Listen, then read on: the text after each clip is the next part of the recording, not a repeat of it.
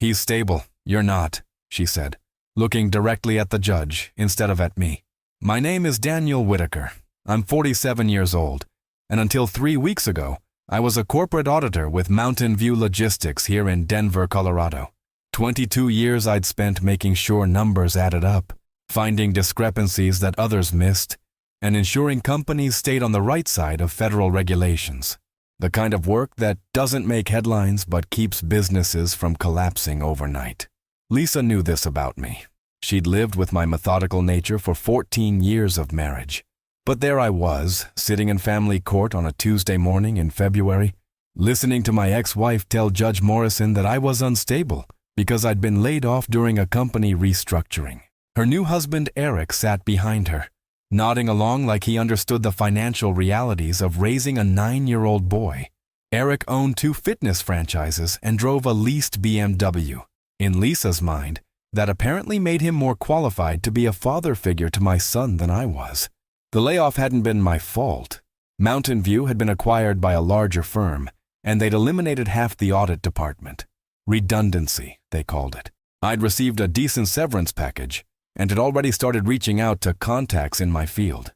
But Lisa saw an opportunity. Within 2 weeks of my termination, she'd filed for a modification of our custody agreement, seeking full custody of Jake.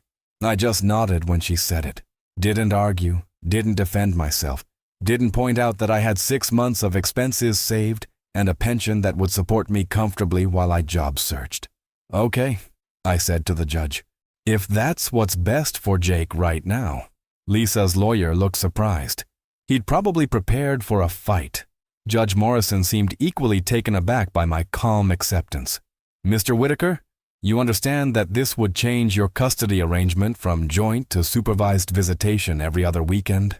"I understand, Your Honor. I just want what's best for my son during this transition period."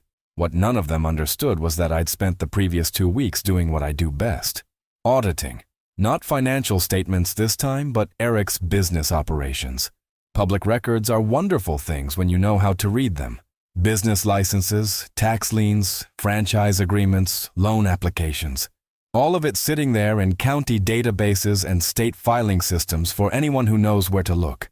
Eric's Apex Fitness franchise had expanded rapidly over the past year.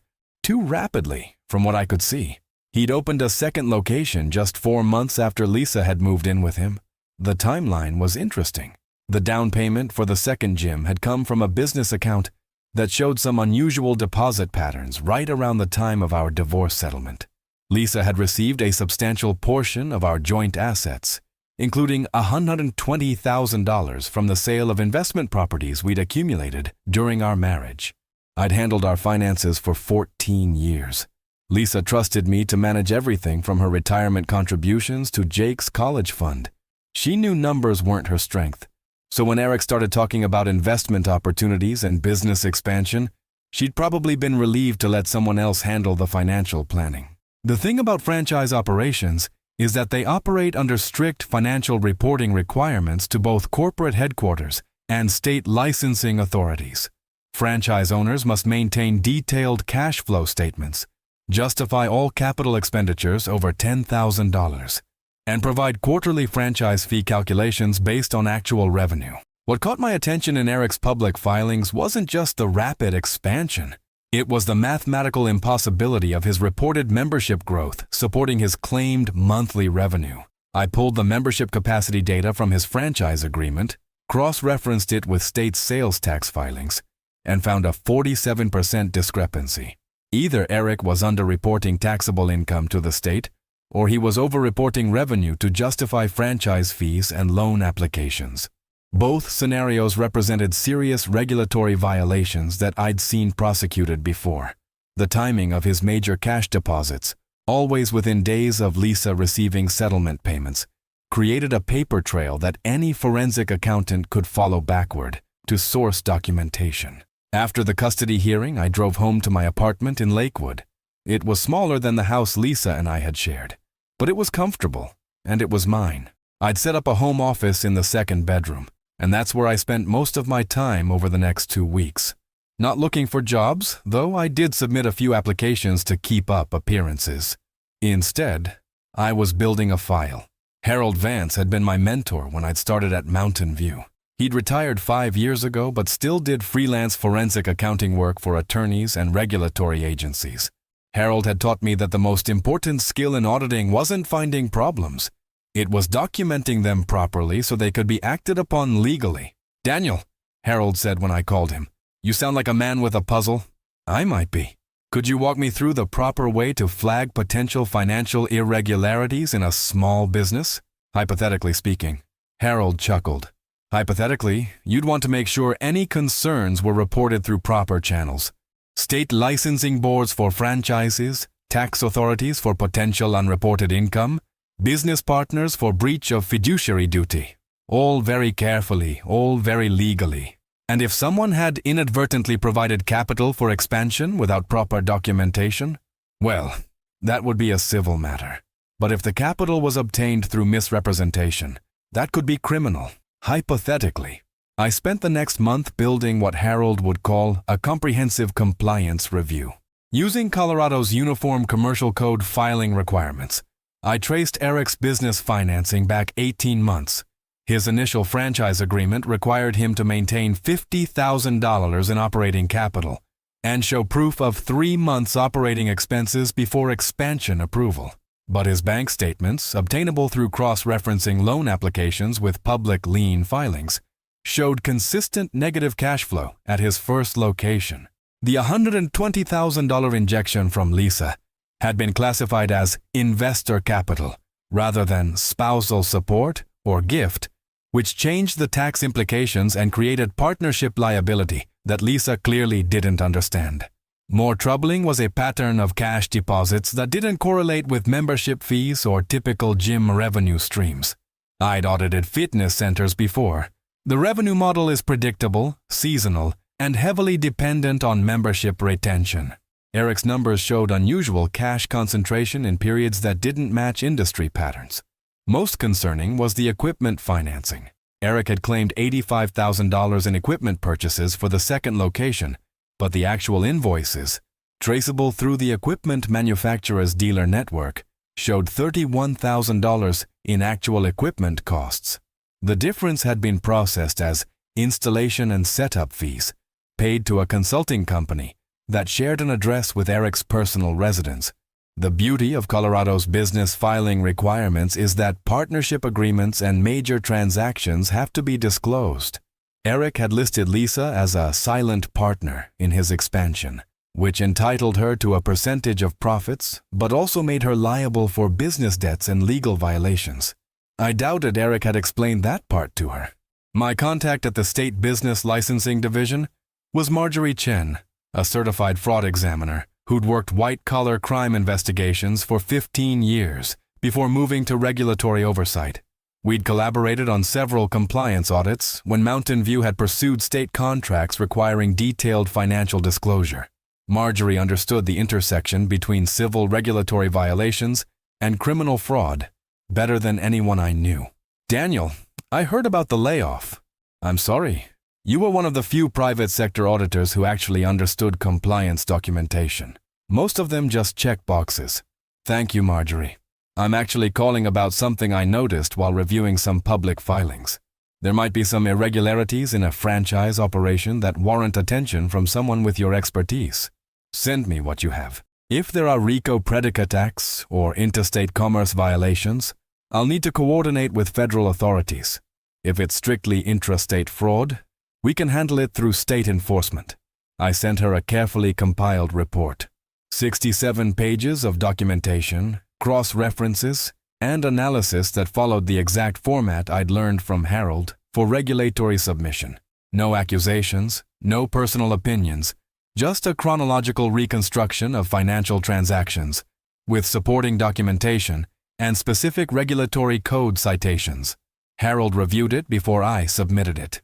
"This is extraordinary work," he said. "You've essentially built a complete fraud case file. The prosecution timeline is here, the money trail is documented, and you've identified the specific statutory violations. If there's criminal activity here, this report will be Exhibit A in the prosecution case." 3 weeks later, Marjorie called me back. "Daniel, that franchise investigation you flagged? We're opening a full audit. The owner is going to be tied up in regulatory review for the next 6 months, minimum. Thought you'd want to know. I thanked her and hung up.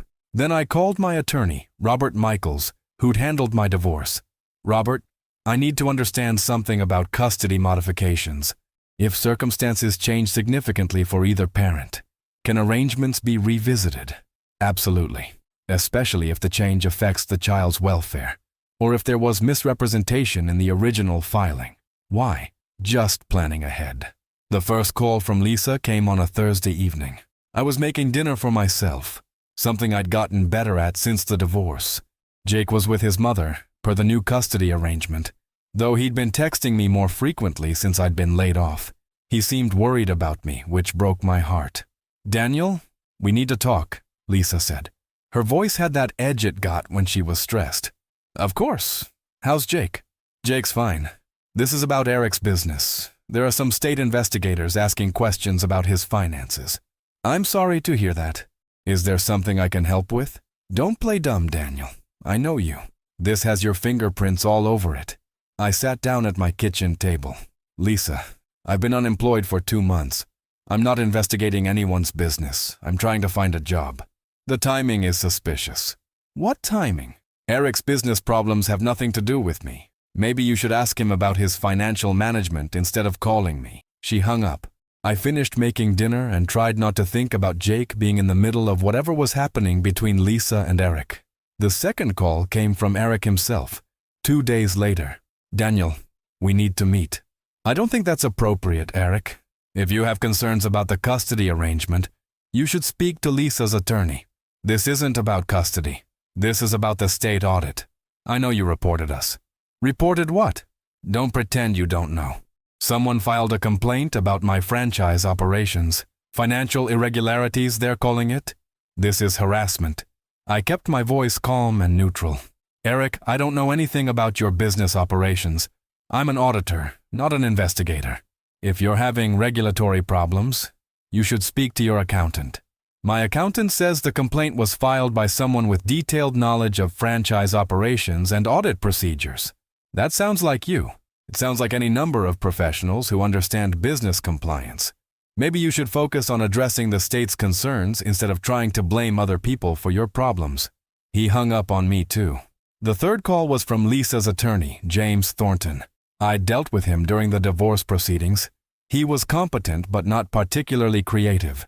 Daniel, my client is concerned that you may be using your professional background to harass her and her husband. James, I'm unemployed.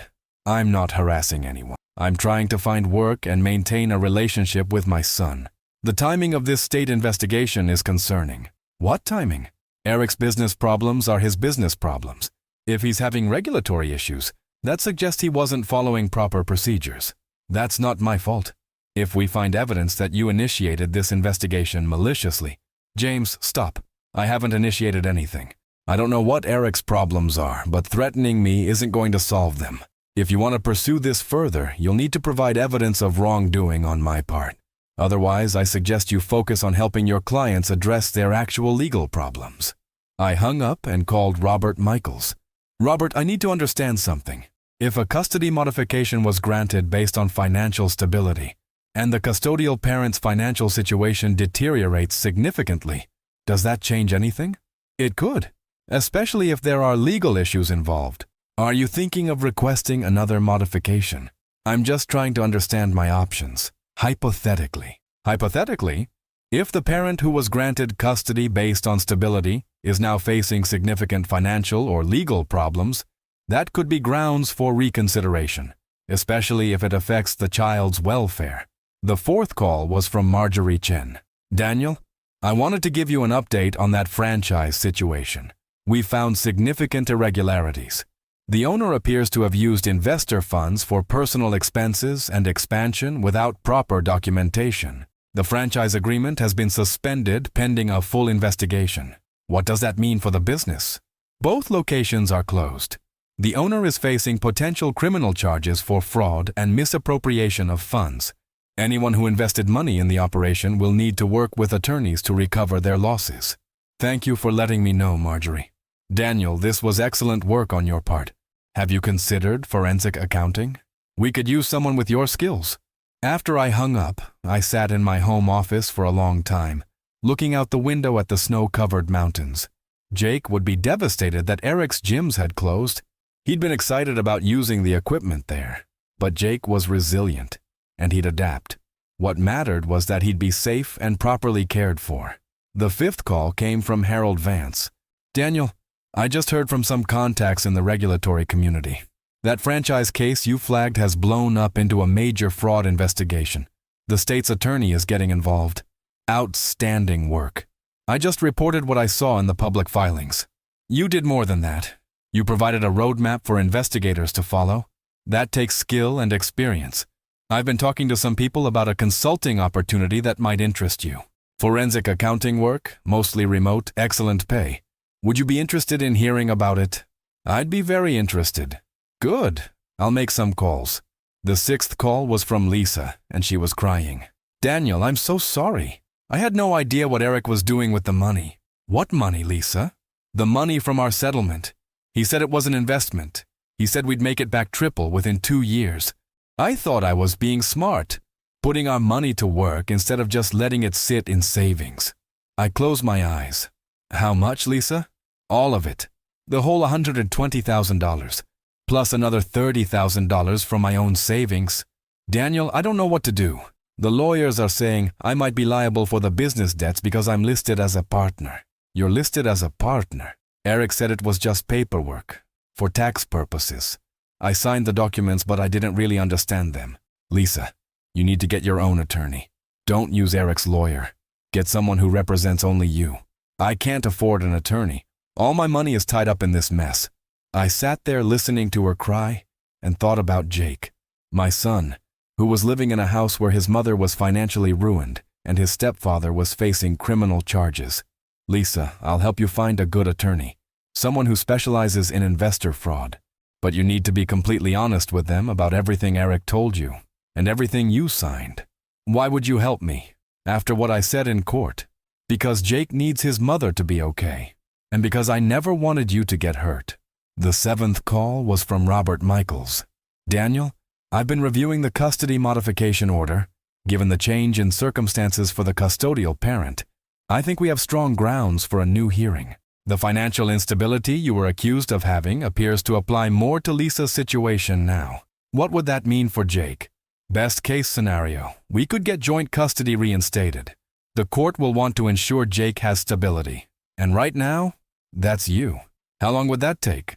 A few weeks, maybe a month. Depends on the court's schedule. 3 weeks later, I was sitting in Judge Morrison's courtroom again.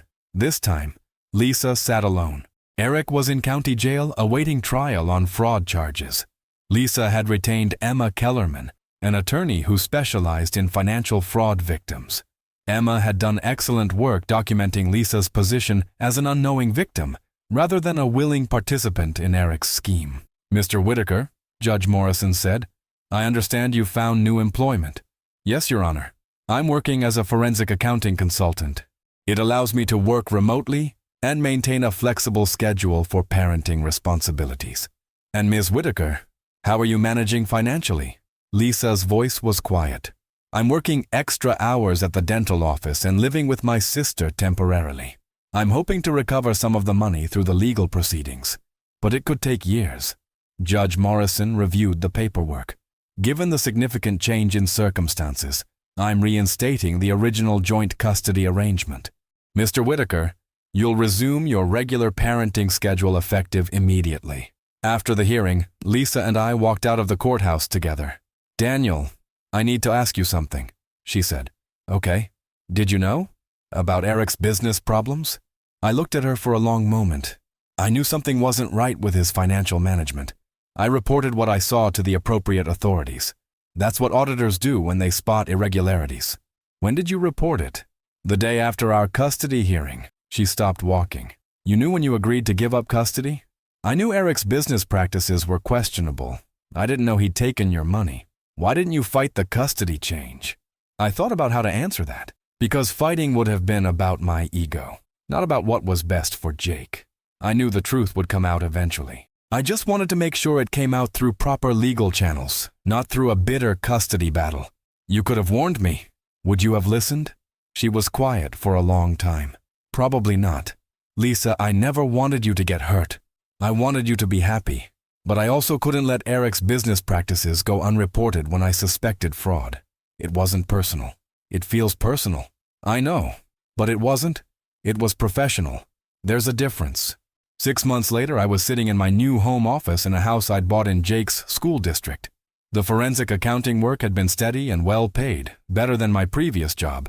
Jake was with me for the week, doing homework at the kitchen table while I finished up a case report. Dad, can I ask you something? Jake said. Always, buddy. Were you scared when you lost your job? I saved my work and turned to face him. I was worried, yes, but I wasn't scared. Mom, what's the difference? Scared is when you don't know what to do next. Worried is when you know what to do, but you're not sure how things will turn out. Did you know things would turn out okay? I thought about that question. I knew that if I did the right things for the right reasons, we'd be fine eventually. I didn't know exactly how, but I believed it would work out. Mom says Eric is going to prison. That's between Eric and the legal system, Jake. It's not our problem to solve. Is Mom going to be okay? Your mom is strong and smart. She made some mistakes, but she's learning from them. She'll be fine. Jake nodded and went back to his homework. I turned back to my computer and thought about a conversation I'd had with Harold Vance the previous week. You know, Daniel, what you did with that franchise investigation was textbook ethical reporting. You saw something wrong, you documented it properly, and you reported it through the right channels. You didn't make it personal. You didn't seek revenge. You just followed proper procedures. It was just audit work, Harold. I saw irregularities and I reported them. But you also accepted a custody modification that hurt you personally because you knew the truth would come out eventually through proper channels. That takes real character. I just wanted what was best for Jake. And look how it turned out. You've got a better job, your son respects you, your ex-wife learned some hard lessons about financial responsibility, and a fraudster is facing justice. All because you stayed professional and patient. I'd thought about that conversation a lot. The truth was, I'd never set out to destroy Eric's business or hurt Lisa financially. I'd simply done what any competent auditor would do when they spotted potential fraud. Report it to the appropriate authorities. The consequences had followed naturally from Eric's own actions, not from any vindictive plan on my part. Sometimes the best response to being undervalued is simply to prove your worth through professional excellence and let the results speak for themselves. I hadn't sought revenge against Lisa for questioning my stability. I'd simply maintained my own stability and waited for circumstances to reveal the truth about who was actually reliable. The lesson I'd learned wasn't about karma or comeuppance. It was about the importance of staying true to your professional ethics and personal values, even when doing so seems to work against your immediate interests. Lisa had called me unstable because I'd lost my job. But stability isn't about having a job. It's about having the skills, experience, and character to handle whatever challenges come your way. I finished my case report and closed my laptop. Jake had finished his homework and was reading a book about baseball statistics. He'd inherited my appreciation for numbers and patterns, which made me proud. Dad, what's the difference between an average and a median? He asked. Well, buddy, let me explain that to you, I said, and I could hear the contentment in my own voice. We were going to be just fine.